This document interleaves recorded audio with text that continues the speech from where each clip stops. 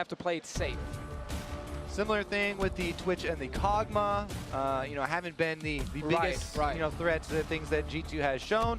Yet the respect is there.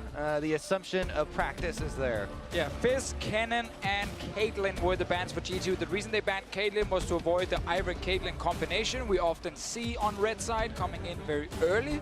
Now that they were first picking Lee Sin. Same start for SKT. Zyra is now the only support they haven't banned that we already saw banned in Game 2. Yep.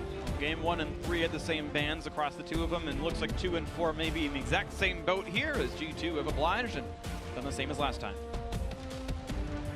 Meanwhile, SKT deciding if they still want to, have the Kog'Maw in there instead of the Twitch, actually. I like this ban a lot. We just said Zyra is not something Mithy has shown us here in playoffs, so you don't have to ban it. And this ban here actually allows Bang now to play Twitch. It was kind of blocked for him in the last one, but you can go for a late game combo like Tahm Kench, Twitch, Ivern if you want to play that style, and you have a fantastic late game. One of the keys for G2 has been, you know, drafting late game scaling reliability while still enough of the early game to afford Trick to play off those lanes. There it is. So the ban is extremely smart after Zven showed he would take it early in the last game.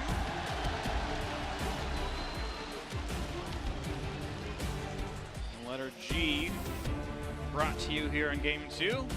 Coming back towards Olaf and actually going to lock it in over the Graves and the Ivern opportunities.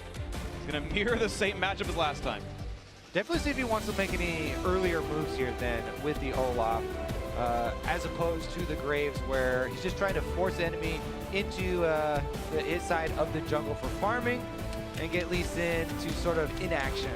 Yeah, now you're in a bit of a tricky spot for G2, because if you pick Tahm Kench, oh, okay, Thresh got a lista, baby!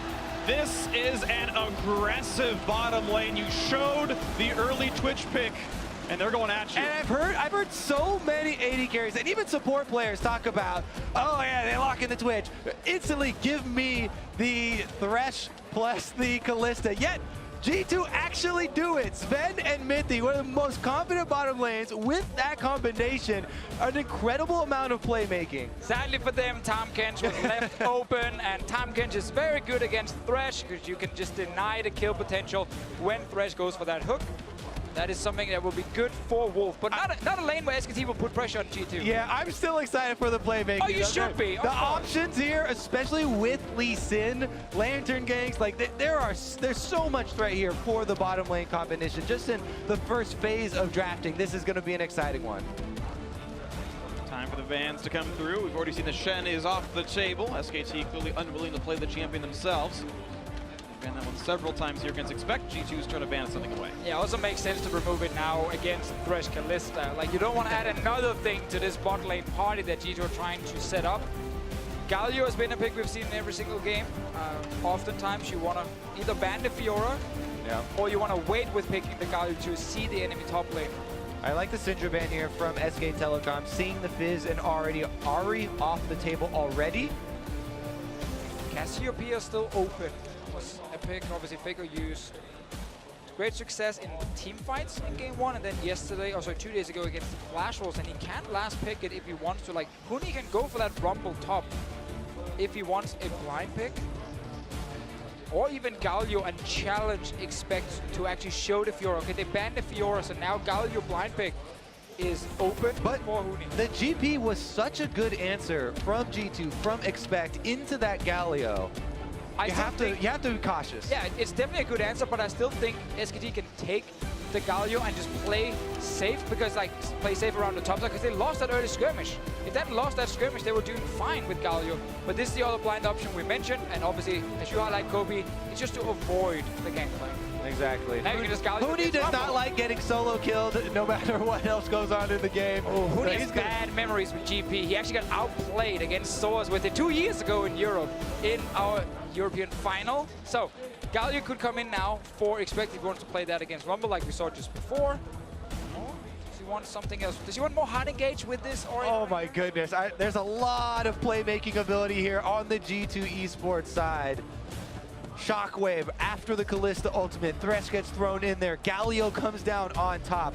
The theory crafting is definitely there, but pulling that off against SKT, more difficult task. Right, it's almost the exact same thing as you had in the previous game, and they weren't able to do so and punish the SKT flash cooldown. So now we'll see if it works a bit better this time around. LeBlanc, the final pick here for SKT. Oh. Faker LeBlanc at MSI. Yeah, we never say no to that one.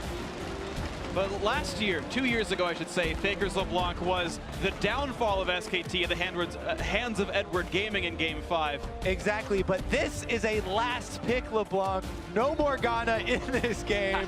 Right into the Orianna. And I want to go back to your point, Freak, regarding G2 and, you know, maybe lacking like easy tools to start fights with. Like a lot of this is on Trick to find a good engage, and that's where maybe, again, things like Gragas, that offers a bit more hard engage for your team, can be easier to play.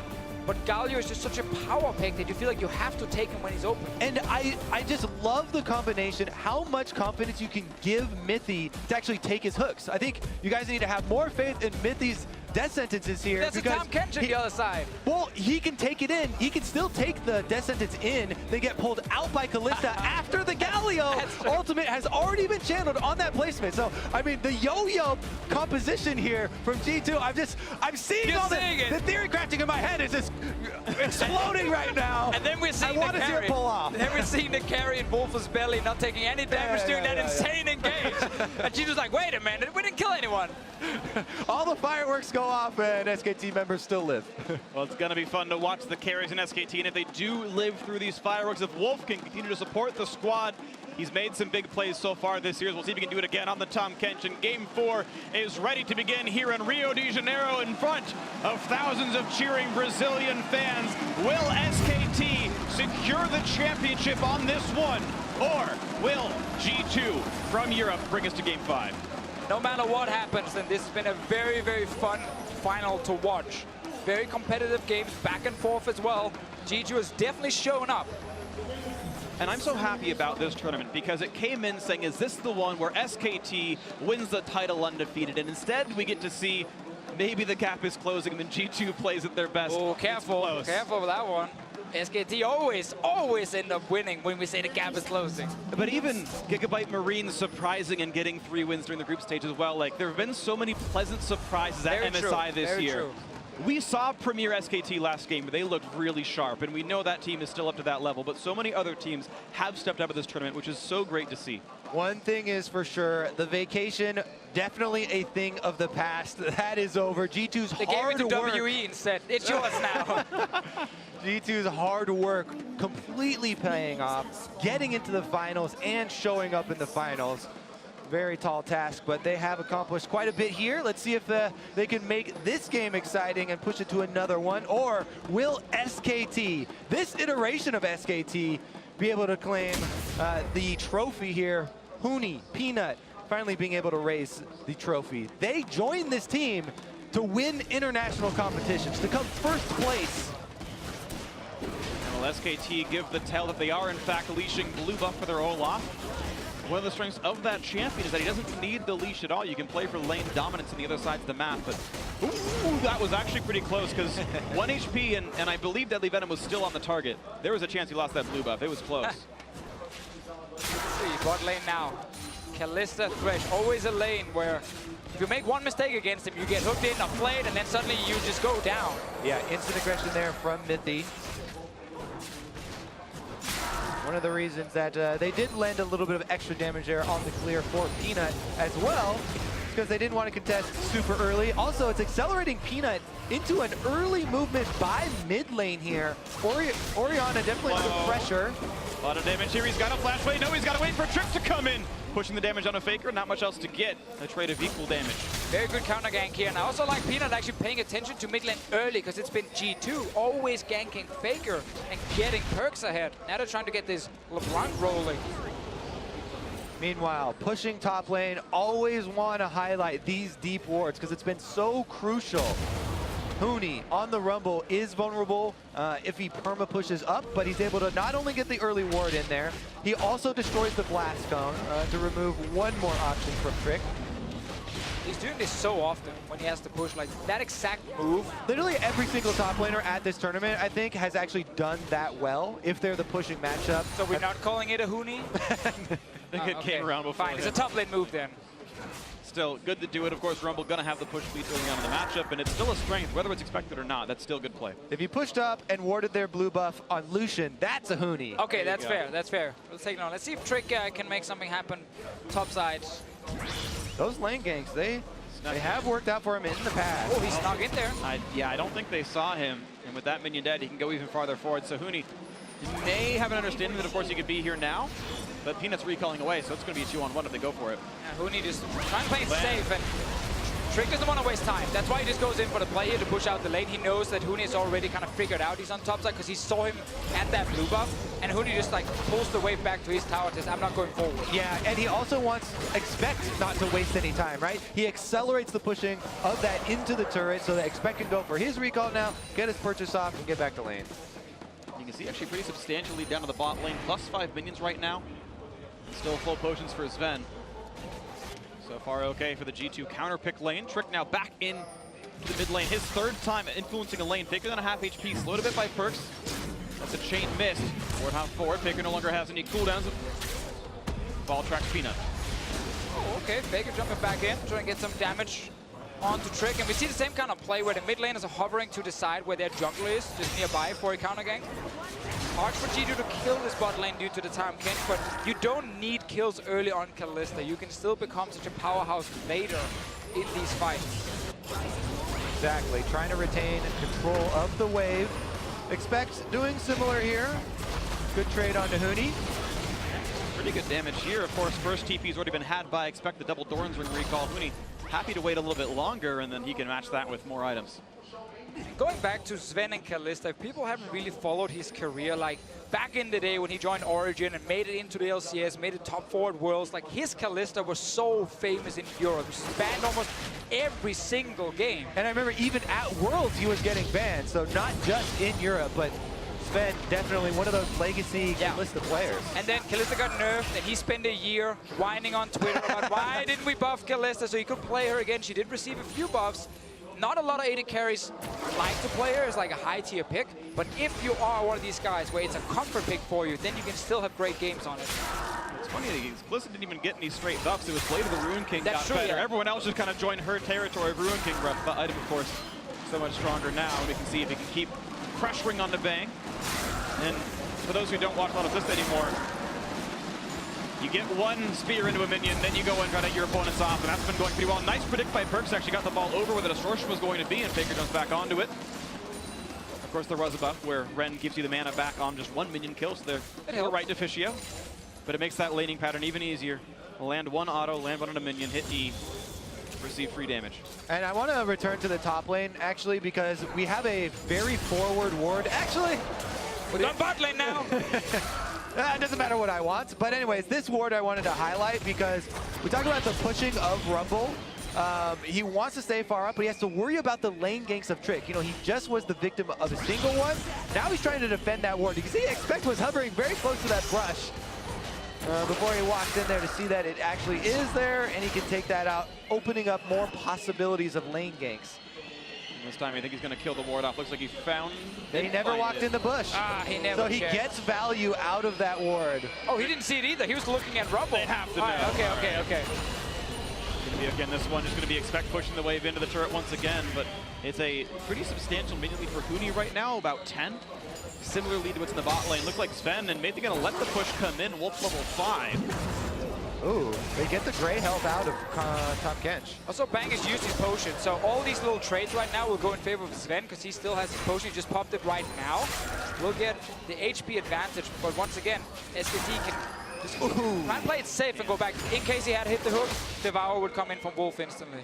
Peanut at the level 6 looking for the bot side of the map. Here's the Ghost, wants to go for the gank, and here comes the all-in as well. A lot of damage on the mid. They're going to go right for that one. Plenty of damage there. The flash to follow, and that's sure to be first blood picked up for Peanut in the bot lane. Right before they hit level 6, still level 5, and They get in there for the kill. Very nice timing from Peanut. Called down. You talk about it. They're out of potions. They're out of sustain. They're almost ready to back. Right before level 6 comes in, the opening, they're able to punish the aggression from G2. Perfect timing right there from Peanut. Really making sure this bot lane will be doing well from SKT. And yeah, Mithy and Zven are obviously just playing the lane normal 2v2. But as soon as Peanut shows up, and there's no wards from G2 near that river to actually spot the Olaf. So they get surprised, and they end up going down mid-lane trading. Good damage out of Faker. They're on to PerkZ, starting to win this trade a bit more. Was a 9-minion lead for PerkZ to be traded back a little bit right here. Nice juke by Faker, gets away from the ball. Walks away pretty cleanly. Mithy, though, over the wall, wants into this one. Choosing not to follow, and of course, Wolf there for the Devour. You can tell PerkZ is ready. He's theory crafting as well. Pass him the ball. Shockwave ready. Oh, Faker draws it out. He wants to go back to base anyway on the side of PerkZ, so he's okay, quote-unquote, wasting that cooldown. Now he goes. Faker is going for the now very normal Gunblade build. We'd seen a couple people do differently. Maple didn't go for it earlier on this tournament. The stamina sustain, fairly highly durable, split pushing block build is the one coming in for Faker. I really like the sustain against things like Orianna that won't one-shot you, where it's a lot of small trades happening in lane. That extra sustain just really helps you stay, and so you can always look for trades back against PerkZ here. Does also remind you what SKT are looking for. You know, they have the double teleport, want to split you up, pressure on the opposite side. Tom Kench will become available. The Twitch is something that Bang has used very offensively. The only AD carry with that assassination potential. He's really used that threat quite often.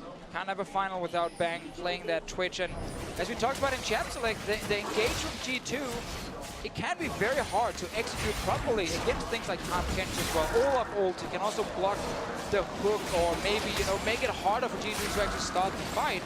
And then suddenly, you might not get the target you want. Right now, no targets to be had for G2. All they've been able to do is get minion control. These hooks mean absolutely nothing. Mithy lands it and goes, well, that's 80 damage. See you later. Ah, he found the ward. This is I think that's number 2. Yeah. Found the second ward. It goes, here's the ulti coming in because Peanut wants for this one, and Zven gets the lantern out. Nice little alley-oop there. Throw your teammate out and give him the lantern away, but Faker's now to join the party. Exhaust to buy some time, and they're gonna kill him for it. Only the 1-for-1, maybe not a good use of his time. Meanwhile, exactly, PerkZ is going to be able to push up this mid lane now into the turret. Roam from Huni down through the river will be seen on the pink ward, so he actually doesn't even have to worry. Ooh, he actually walks towards him here. Remember, Galio ulti is available in case they want to try and make a play, but instead it's PerkZ near the tower. Huni walks down for nothing. So important for G2 to get a kill on Zven in the bottom lane when they got ganked again. Exactly, take another look at here. The ultimate is available, so they're able to do the alley-oop escape from the Kalista Thresh that's so annoying for people to deal with. And Zven almost able to survive there, but Faker got up his last Q, even under exhaust, gets the kill. Great exhaust though, very instantly, but also the thing about LeBlanc now, after all these changes, like your instant burst is not that insane. Like you need that passing ring to kind of give you just like wait 1 second and then have it ready and then proc it. So when you jump in like that, you don't actually one-shot people like you used to do back in the day. Mithy, he's getting caught. They know that there's no Kalista ultimate backup yet either. No way out. Attacks a ward in futility, and down he goes. 3-1 SKT. Yeah, it's a huge problem for G2. They have no vision on this bottom side at all. So when Mithy walks into trying to clear a ward, like he sees nothing in the river. He doesn't even see anything in his own jungle. So Peanut can just walk in behind him, and there's no Kalista ulti to get him out, and then you just go down again. So SKT have successfully camped this bottom side, and PerkZ are not able to help the vision. Trick, kind of the same. Another trade in for Faker. Good damage there on a PerkZ, down below half HP, and feels like there's a sense of looming dread of impending doom as early game SKT leads have turned into victories every time so far this series. Huni defending ward number 3 in that forward-facing control ward bush. The anti-trick ward. I mean, you would think at this point the Trick tries to come from the river. Yeah, exactly. If he wants to go for the gank, I mean, that ward is always there. Nice attempt on the hook, but PerkZ gets the chain damage. Good little trade, and a Mithy down to half HP. Here comes Wolf on the backside kick. Oh! In the wow, into the turret from Trick now, and PerkZ going to join the fray as well. Nice shockwave to buy some time, and Wolf does go a bit too far. Gets turned into Gumbo. Nice kill picked up there for PerkZ, turning the kills back to only 1,000 gold difference. Nice counter engage there from G2, ready to turn it around on SKT. Getting a kill back for themselves. See around mid lane. Bang is sneaking his way in there. PerkZ is fairly low on HP, but Flash and Barrier available. Bang's not going to find anything in the mid lane. There it is, though, the threat from the assassination of this Blade of the Ruin King. Completed switch, moving in. Ooh, nicely done. Peanut gets the steal away. And it's a forced retreat out of Trick. Great red steal. Ooh, that's even a better hook, though, and Bang has to flash out of this one. Trick did not have a kick available, no way to get him. So many small things right now, like, you know, small trades where you maybe force a flash or steal away a red buff. The game is not, you know, blown wide open just yet. So all these small things can be super important for the following minutes. Like right now, if you're G2, you can maybe make a play against Bang. He has no flash, and Wolf, no flash either. Needs the lantern, gets it locking away. Nice hook on a Wolf to buy a bit of time there. Plenty of damage up into this one. Teleport now. Help. And here comes the TPs in. Expect might join the fray as well. Good damage on a Bang. He is now flashless. Can Trick get the kill? The That's top the to play. buy some time. Expect makes it happen. 1 for 0 so far. Wolf 2 hits from dead. Nothing yet picked up though. SKT on the retreat. Huni does not have an ultimate for this one. Expect running out of health. The chain is going to be there. Plenty of damage out of Faker potentially. Flame going to buy some time. Expect just barely sneaking away. The shield's there for Trick. He's going to stay alive. The flash to guarantee it lands in time. So just the 1 for 0, and SKT still in control of the map. Exactly, and they can push in on this turret. 1 minion down. PerkZ actually. Barriers in, flashing some of the skill shots. Great dodge and the shockwave. Do they have the damage kill out? PerkZ not just yet. Peanut slow, but it's Huni who has aggro. The jump back in doesn't quite have the damage. PerkZ stays alive. And just barely the tower dive is thwarted. Faker looking for the finish there, but PerkZ barely survives. Expect barely survived. Everyone on G2 living with slivers, and the turret will stand as well. All right, so this is the first fight. We just talked about no flash here for Wolf and Bang. So this engage is very, very risky from SKT, but they have the double TP. In addition to the fact that before that teleport, we saw Huni use his ultimate on the minion wave, so no equalizer here. And just think about how many people got away with slivers of health. The long range on equalizer definitely would have been able to kill at least one of them. Right here, Expect wants to make sure PerkZ can walk away before Expect takes the lantern. That's a double kill right there. Oh, stays alive. And now Faker coming in. Pretty sure he did not get off an auto attack to actually use. One at the very end, I think. Did he? He autoed late. Okay. And it might have been on at the start. It is important with the Hextech Revolver, you get the auto off when you go in. That's an auto right That's there. One there. He comes back in because I just saw it was available. He came back from cooldown, I think. Did not get one right after, and PerkZ stays alive. Good kick from Trick. Very tight timings here. The gold lead still only that 1,000. The previous game was competitive for a while. This one incredibly close as well. SKT still holding the lead, but certainly within arm's reach. Jacob looking for the play yet again to the mid lane. PerkZ gonna get hit up by the axe. That means Peanut's saying it's time to go, and there's no way out for the Orianna. Under the turret they go. SKT pick up their 4th kill. It is so hard to play mid lane without flash against things like Olaf and LeBlanc. It's so easy then to get onto you and just keep you slowed. And I have to say, you know, it's always SKT looking for those capitalizations after the fight. Almost all summoners on both sides were burned in that last bottom lane fight, and immediately Peanut is looking for a big punish on a flashless Orianna in the mid lane. He's got the advantage for the gank setup with the LeBlanc, and they are able to finalize that kill. We've seen multiple times this series G2 use ultis to try and kill the waves as soon as they get to the tower. Like when they're big waves, they don't want to risk SKT getting early objectives and open up the map. So they're fine using these ultis just to kill the minions and stop any tower push from happening. It does mean, however, they're going to be weaker for fights. And obviously the following minute, Trick. Steal gonna go over to Peanut though. Trick smites a bit early and Peanut makes it happen. Very important that Peanut is actually staying on that side of the dragon, so he blocks the Q from Trick. Makes it a little bit harder for Trick to get enough damage down to combine with the smite. Yeah, exactly, especially since with the Reckless Link on Olaf, you can get extra true damage in there to add to your smite.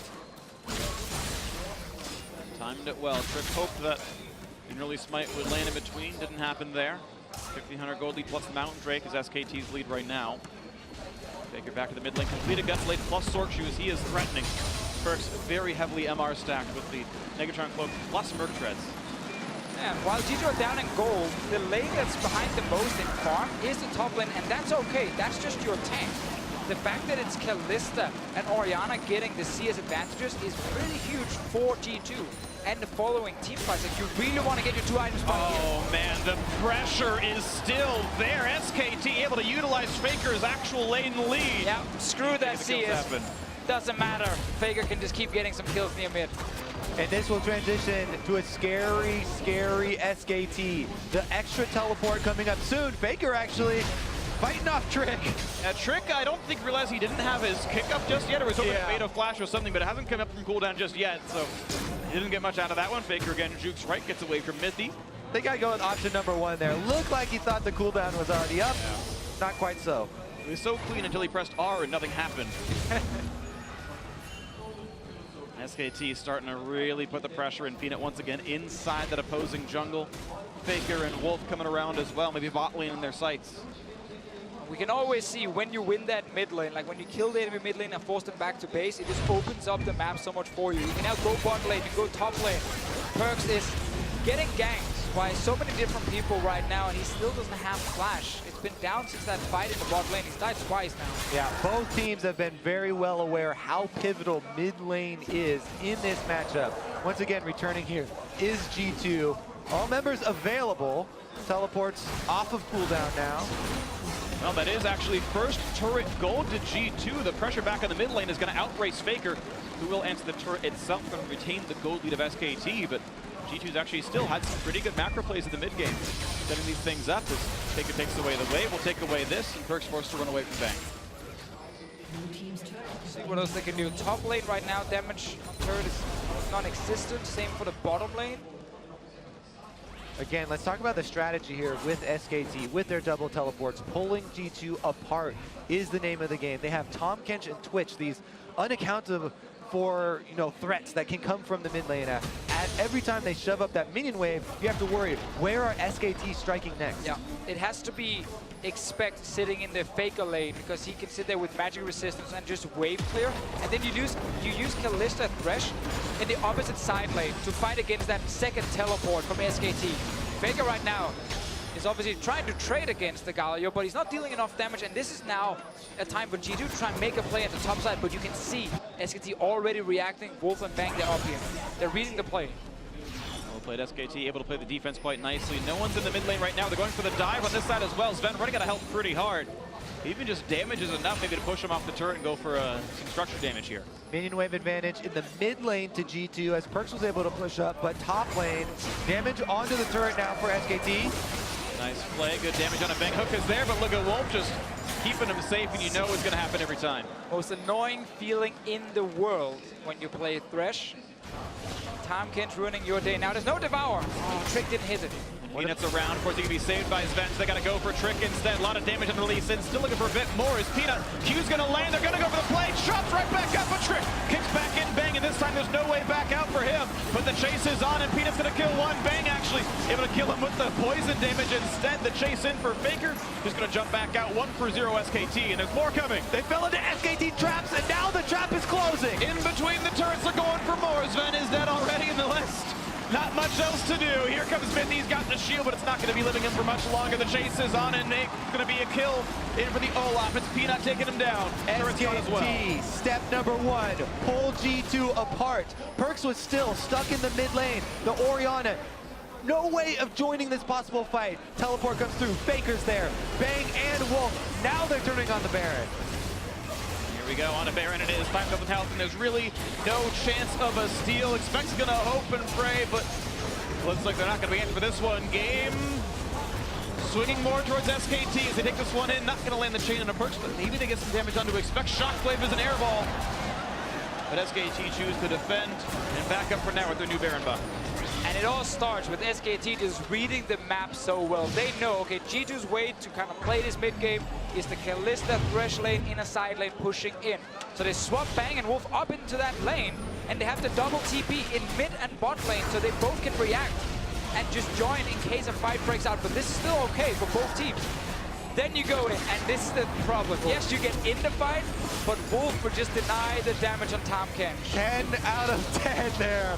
Another great devour from Wolf.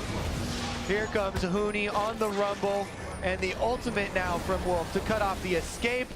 Nowhere for Mithy or Zven to go, except back to base. Nothing to do. Just alone. That's one of the worst feelings in League of Legends. You're like, all right, guys, I'm under my turret. I can't possibly be more well defended, but I am guaranteed to die for this one. You can see the damage output. Bang, set up for this Twitch game. And though the laning phase was difficult, he was forced under turret to farm and fight for scraps. Highest damage in that fight, 2, 1, and 4, certainly off the ground here. And SKT certainly have all the tools they need to claim their second straight MSI championship. Looking very good for them right now. Faker is fed, Bang's been getting kills. Olaf has gotten a few as well. And Huni, I guess he's part of the team. He's got an assist. He's done something. He played lane pressure. The turret of his lane has died now. He definitely pushed the waves, which is an important part of League of Legends. Got the most farm in the game, all right? He's done the most wave pushing. Very true. Yep. Huni definitely a crucial part of the team and getting SKT into this position where they are very close to raising that trophy. Baron buff aiding the siege here as they get in towards the inhibitor turret on bottom side with Faker still taking trades, getting damage, and then using that gunblade to heal right back up off the minion wave. He's not afraid to keep pushing here. Wolf takes some damage, but that was a big ulti from PerkZ. Yeah, he was looking for Bang on the edge of the shockwave there. Big ulti. It sounds impressive. Yeah. Bam, you got Wolf. There you go. And now the pressure continues. Baron buff on for 1 more minute. Into the mid lane they go, nearly taken down PerkZ, forcing his barrier Denied. out. Slightly denied. Either way, into the mid lane. Bang gets aggro again. He forgets about his passive, but that's still going to go down, and Faker going to stay alive as he tries to chunk out Trick. Turrets falling across the map. Huni still pushing the top side. Baron's still up for 40 seconds as well. Zven, the next target in the sights of SKT, as they're going to retreat out of this one. No CC really dealt by Expect. Flash going to find Wolf for the first target, but the tank is not an easy one to kill. Once again, stealth up. Bang has the attack speed for more damage. Of an equalizer across the back. It is kind of a miss, though. Doesn't get much. Only pops the Hexbreaker of Trick. He gets away with this one. More damage out of Expect, and G2 not able to find a chase. Oh yeah, even with the lead, you know, SKT a little bit rough there on the disengage. Peanut, though, goes offensive to chase off the damage dealers during the taunt flash there from Expect, so there wasn't DPS behind the initiation. While he's going aggressive, Wolf is just sitting behind the team, saving them left and right. He devoured Faker there, then flashed away with Faker as well. And it's just, it's so impressive when you watch like a Tom Kench player, not because of his mechanics, like you click W on a target, that's pretty simple, but more the positioning, knowing where you need to be on the map when a play's about to happen, because if you show up too late, well then the carry's already dead. Exactly, and so often one of the big mistakes you'll see with Tom Kench players is devouring early. Wolf, time and time again, he waits for the spell to come out, or he'll wait for the commitment from the enemy team. Lee Sin's flying towards their team. Nope. Then he goes for the devour. He doesn't do it early. Now he gets kicked in, though. They have to go for Wolf. The shockwave is there. All the cooldowns burn for the tank, and it means nothing. The re-engage is here in SKT. Oh, they're all coming mid now. Here comes the flank out from the mid lane. The G2 forced to flash away from their opponents. First kill comes through as PerkZ hits the mat. Faker going to be next up to take down Trick. Gets the kill. 2 for 0. 10-3 overall in the game. Zven next up to fall. It's a 3rd kill in a row. Peanut now on a rampage. SKT 10,000 gold ahead. Their victory all but assured. SK Telecom inside the base. Inhibitor under fire. 3 members of G2 dead. And let's see if they go for more. 15 seconds on the respawns. SKT gonna look towards the bot lane. They've got a wave that Faker can set up. The Ocean Drake regens them a bit. And they are gonna stay inside the base a little bit longer, but respawns in 10 seconds. A turret is the most they can get without a fight back. That's still enough for them to get another one. Expect is trying to be annoying here. He does taunt Faker, doesn't get enough damage on a Wolf though, waiting for the team to respawn. They're coming now. The rocket comes in, or the lantern, I should say, looks for Bang. They find a little bit of something here. Ward hops in, brings in Wolf with the Twitch alongside. The taunt is there, the shockwave as well. 2 quick kills for G2, the best to make something out of this. Yeah, that was such a nice play from Trick. He waited with his move here for the Devour to happen, and then you just kick Wolf back into your team. Don't try and kick the Twitch, because then he's obviously just going to escape. Such a nice play from Trick, but it's 2 kills for G2. Sadly, there's no Baron for him to take, there's no Drake to take, there's no real tower to take. Like, SKT are so far ahead in this game that these 2 kills will not really do a lot for you. Yeah, they just have to do cleaning duty right now.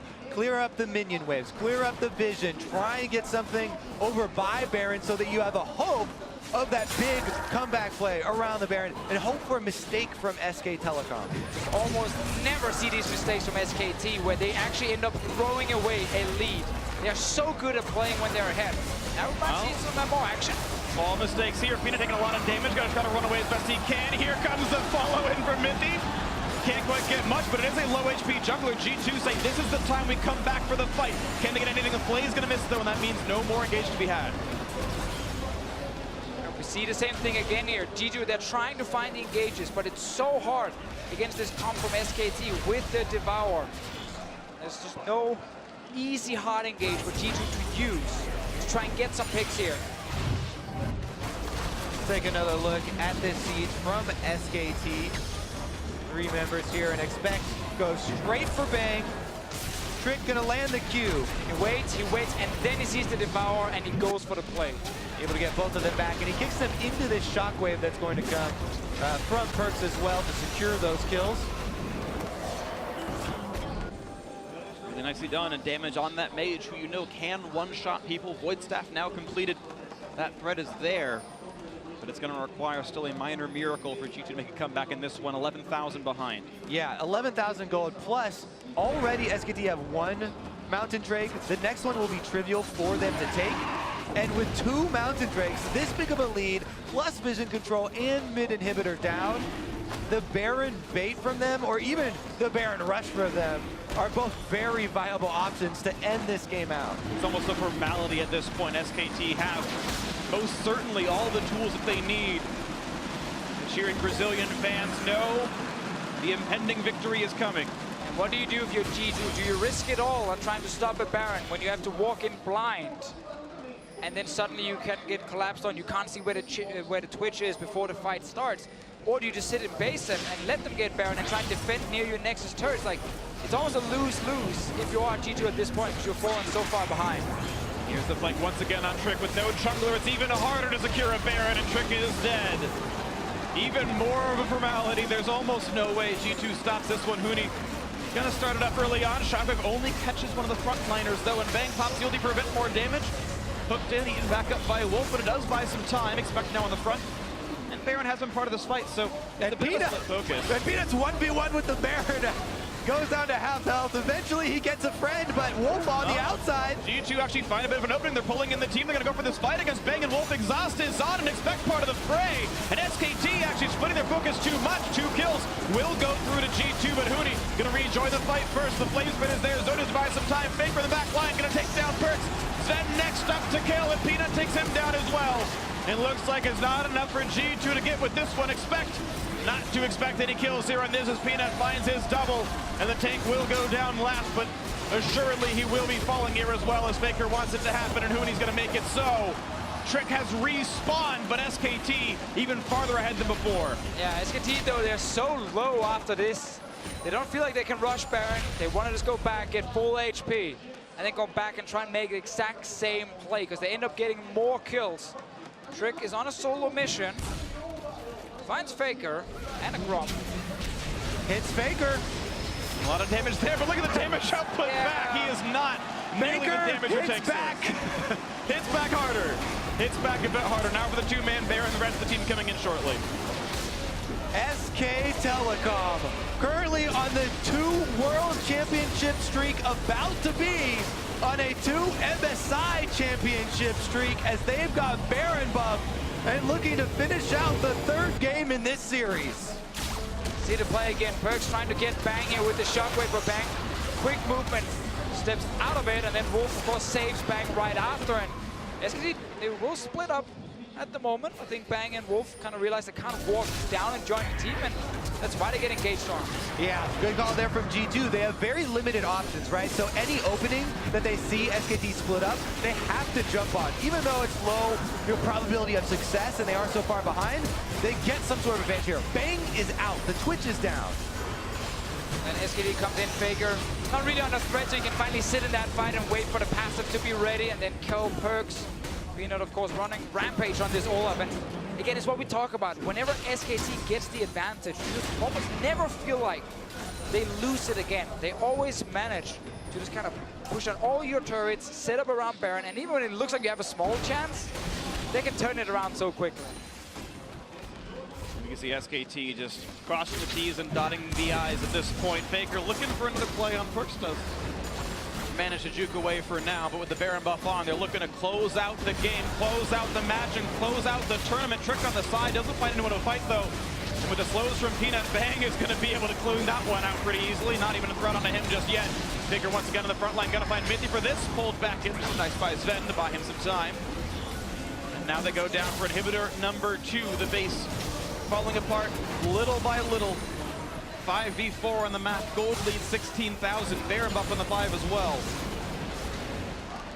And here we go. Nexus turret's about to fall. SKT to cement themselves the championship.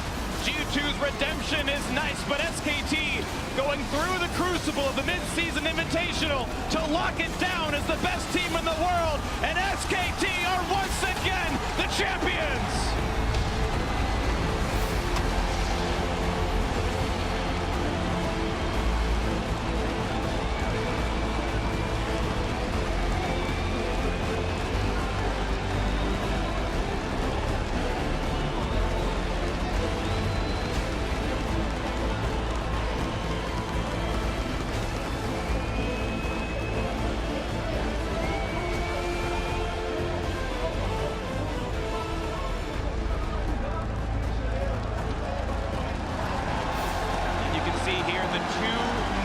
Of SKT. The players may change. The pedigree stays the same. If you join SKT, you are very likely to become a world champion and called the best in your role. I mean, it's just the amazing thing about SKT. The organization have built the structure around these players so they can do this again and again. And what a feeling this must be for Huni, who several years ago wanted to join SKT. They told him maybe you could be in the practice squad, but didn't make the full roster. Came to Europe, played on Fnatic, came to North America, played on Immortals. Finally got the call saying, Huni, we want you. Comes and joins the team, and in his first international tournament, takes the trophy. He had to travel the world, but now gets to stand side by side with Faker and Coma to raise that MSI trophy. That duo, Faker and Coma, been with SKT ever since they won the Season 3 World Championships and started. They've honestly been SKT. They've been SKT, so you can keep swapping members out left and right. Rapid's not there with the team as well, the assistant coach. And they just keep on winning. It's so impressive. They can be so consistent. This makes their, I believe, 5th or 6th, depending on your definition. Right, international tournament win for SKT. Temos também o atirador carregador da Red Canids, PRTT. E o bicampeão do mundo de futebol, Ronaldo. Less than over the dash, the analysts. Thank you very much.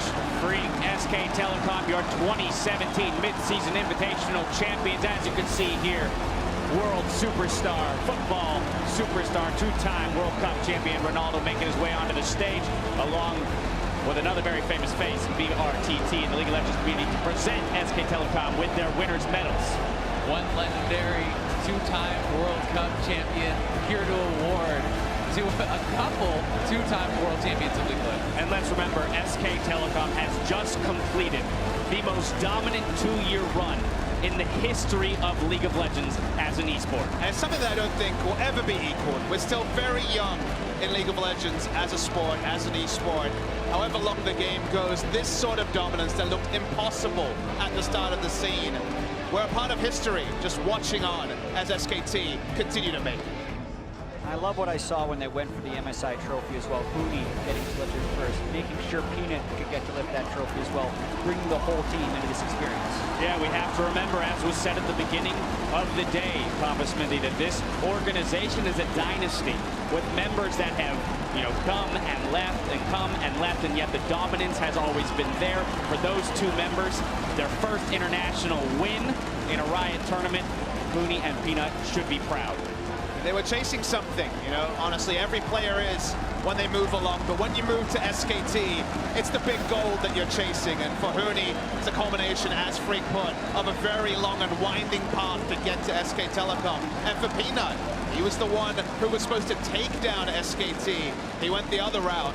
Feeling pretty damn good about his decision now. And we can't forget the guy behind it all, right? Coma there on your screen getting his medal as well. I mean, this man is a great mind within League of Legends esports. And that's really what it takes, because not only within League of Legends, but really across all sport, it's rare to see this kind of dominance. This level of domination internationally for this many years. And Faker, the man himself, the greatest player of all time. Receiving the medal from one of the greatest footballers of all time. A transformative footballer in his own right. Ronaldo was a superstar and then some. Speaking of superstars. Very true. I mean, you've got Faker on your team. The fact that you can make a name for yourself, the likes that Peanut has, I mean, it's incredible. Wolf as well, outspoken in his own individual abilities, shows up time and time again, has matured fantastically as a player here. Can we step back for a moment?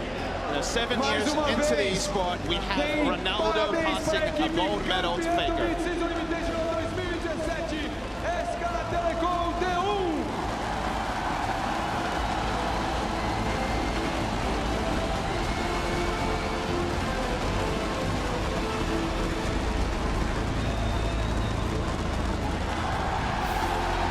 Much-deserved trophy raised once again by our 2017 mid-season Invitational champions, and the crowd wild as ever, loud as ever. Very pleased with the showing from both teams today. We have to remember that SK Telecom was challenged today. This did not come easily for them, and yet they fought through and achieved victory. And even though SKT often makes it look easy, it's never easy. Everyone wants this just as much as SKT does, but time and time again, SKT showed they are the best. And this just raises the question, how far does this team and this organization go? I mean, Papa Smith, you said perhaps a run that will never be matched again, but let's remember that this run's not over, right? They've just hit one milestone, and now it's about, can they push forward? They'll be defending champions if they are to make it to the 2017 World Championships later this year. It's the sort of run that should never happen, Dash. The game changes every meta. The meta has evolved, and SK Telecom have rolled with the meta, and that's why the domination is unprecedented. And to me, to answer that question, you have to ask another. When does Faker and Coma retire? When do they, stop? Because it has to feel like these guys are so good and are so dominant that they may not stop winning until they choose to step down. I mean, you forget how young Faker is as a player, right? Because he's been at that level of dominance for so long, as you mentioned, Jet. And it feels, like, in order to be there, the experience that he's acquired, the poise that he presents on stage and against adversity. Let's remember, he's focused the entire series here. That guy rises above all, does what is needed to be done to support his team in their quest for the championship, and hey, that's why he's on that stage every single